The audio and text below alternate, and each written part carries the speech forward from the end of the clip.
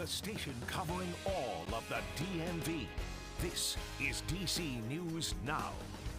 Well, tonight on DC News Now at 5, with the end of Title 42 and the expected surge of migrants heading to the DMV, how the district plans to house the influx of new people. And bear where? A black bear found roaming on a local college campus in Maryland. Officials say why we're seeing an uptick in incidents like this. And stretching your dollars, summer is right around the corner, which means time to buy summer essentials. From dining out to suntan lotion, we'll have all on how you can save. And thanks for joining us for DC News Now at 5. I'm Mark Hall. More migrants continue to arrive in the district from the southern border. 2 buses dropped off their passengers within the last week outside of the Naval Observatory. That's the home of the vice president. The district at last report ran out of space to house new arrivals. The Sherwood Recreation Center could be an option to handle some of the overflow if needed. That's where we find our Dave Laval. And Dave, why is the district considering the Sherwood Rec Center?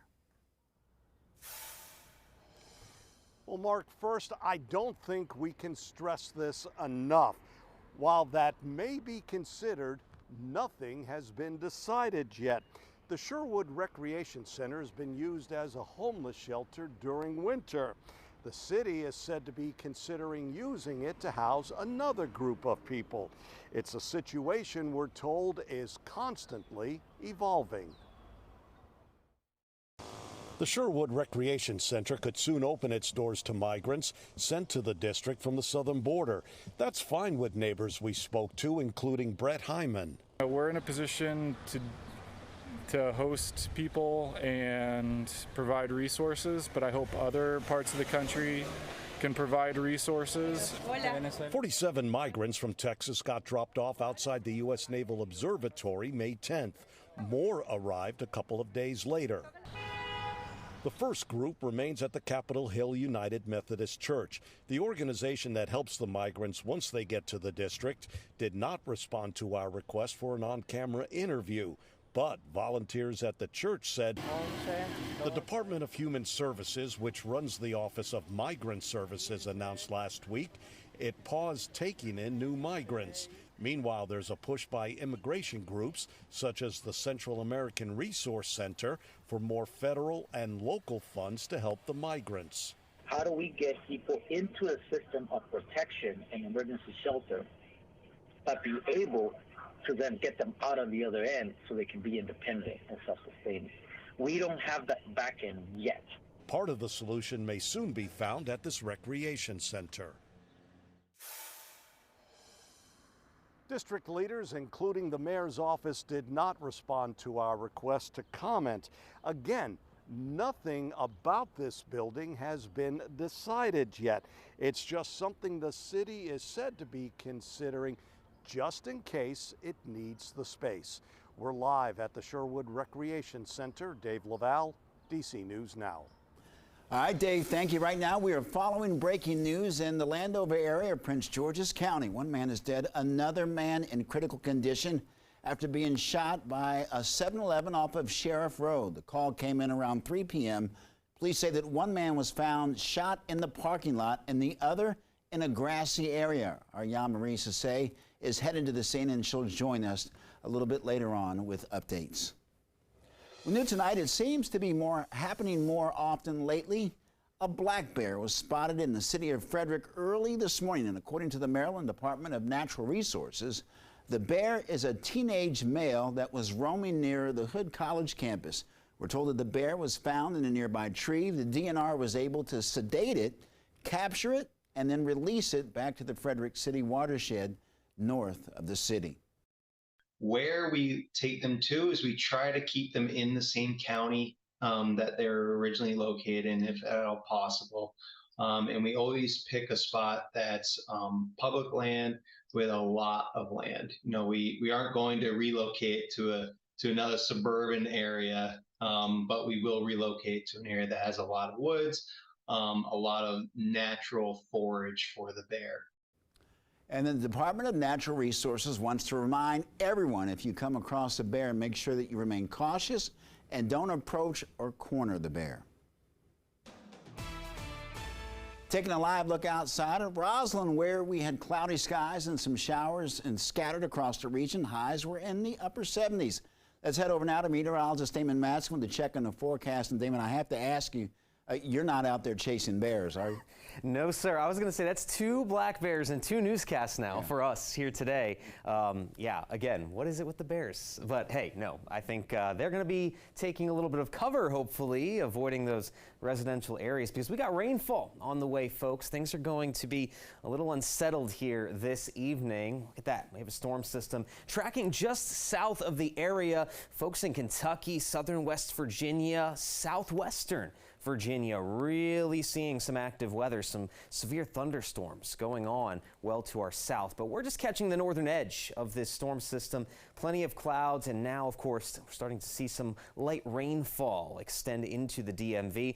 There's that radar loop over the last couple of hours here, mostly across the mountains of western Maryland and West Virginia. That's where the soggiest weather has been over the last couple of hours, but we're starting to see a little bit of light rainfall make it toward the district and I-95. Just those areas of light sprinkles right now just south of D.C. into Fairfax, Prince William County, but no sustained rainfall within the metro area just yet. Now, as we head into the evening time, that definitely will be a little bit of a different story. Heading down towards Spotsylvania County, just south of Fredericksburg, there's a couple of pockets of steadier rain. That will become a little more common as we go into the later evening hours. Our best chance for steady rain and a few thunderstorms will be down towards central Virginia, southern Maryland, and then zooming into the mountains here. There's that light rainfall extending all the way across the eastern panhandle from Charlestown back through Morgan County and then into parts of Allegheny, Garrett counties there in Maryland, seeing that light rainfall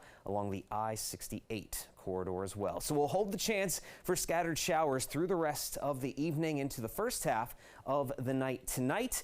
And yes, those few rumbles of thunder could be heard to the south as well. But soon after that, things will be drying out as we head past midnight tonight. So are we going to see a return of very sunny skies and possibly some cooler temperatures for the end of the week? We'll have your full forecast in just a bit.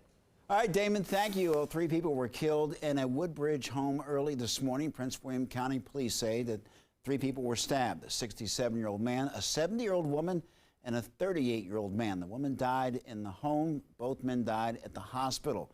Police say that they were family members. The investigation is ongoing. One person was injured after colliding with the school bus in Fairfax County. It happened this morning on Inver Chapel Road in Springfield. Police say that the driver was texting while driving when they hit the school bus filled with students. The driver was taken to the hospital with minor injuries. No children were hurt. The driver of the car is facing charges. D.C. Mayor Muriel Bowser appeared before a Republican-controlled House Oversight Committee to discuss the district's crime problems. Our political and government reporter Leonard N. Fleming has been following the story for us. And Leonard, there were some testy exchanges? Mark, there definitely were some spirited exchanges. While many Republican members of the committee say D.C. is as dangerous as can be and Democrats push for D.C. statehood, the mayor and others questioned stood their ground and that D.C. could use more federal dollars to help fight crime. The hearing started out peacefully. No one can be satisfied with increasing crime trends in any category. I certainly am not. Mayor Muriel Bowser isn't happy that D.C. homicides are up 11% and violent crime 13%. Republicans on the committee say D.C. is largely unsafe. Democrats defended the district, pushed statehood, and called out crime in red states. So is Washington, D.C. more dangerous now that you're in office? The nation is more dangerous with more guns and more violent. We're talking about Washington, D.C. here. But much of the fire was aimed at Matthew Graves, the U.S. attorney for D.C., for not bringing enough prosecutions. Mr. Graves, bro, you need to do your job. If you're not going to do the job of actually standing behind Chief Conte and the work that his men and women do with the Metropolitan Police Department, then you're selling them down the river, and with them, the residents of D.C. After the nearly 4-hour hearing, I feel like we spent 4 hours talking about local issues when clearly the issues around crime are national ones. Virginia Representative Jerry Connolly says the hearing was a waste of time. The Republicans have decided that with their base, DC is a wonderful punching bag. The issues of race, the issue of self-governance, the issues of constitutional democracy can go by the wayside. During the hearing, it was revealed that the mayor met privately with Republican Oversight Committee Chairman James Comer to discuss ways Congress could be of help. Comer mentioned taxation on marijuana in the district being one issue, and he pledged to assist the district in ways to fight crime. Reporting in the studio, Leonard N. Fleming, DC News Now. All right, Leonard, thank you. A woman was charged after police said that she hit a Virginia State Trooper's vehicle during a traffic stop on Interstate 66, and that happened in Fairfax County. The trooper was conducting a traffic stop for a different vehicle when 24-year-old Khadijah Saeed ran off the side of the road. She then hit the back of the trooper's car. Both the trooper and Saeed were taken to local hospital and have since been released. Saeed was charged with reckless driving. Well, happening now, May is National Bicycle Safety Month. With the warmer weather, more people are out riding bikes.